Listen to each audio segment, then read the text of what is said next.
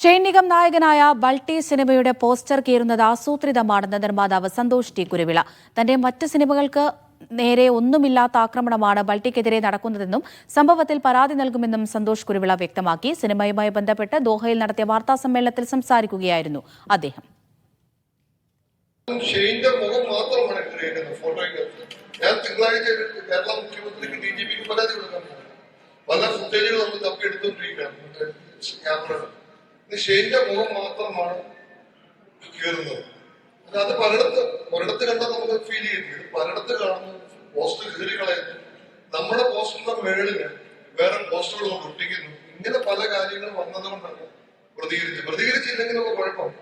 നാളെ പ്രതികരിക്കാൻ പറ്റാത്ത ഒത്തിരി പ്രൊഡ്യൂസർമാരുണ്ട്, അല്ലെങ്കിൽ പല നടത്താൻ ഇവർക്കൊന്നും പലപ്പോഴും പ്രതികരിക്കാനുണ്ട്. ഞാൻ പ്രതികരിച്ചില്ലെങ്കിൽ നാളെ ഇനി വീണ്ടും ആവർത്തിക്കപ്പെടും. അതുകൊണ്ടാണ് പ്രതികരിച്ചത്.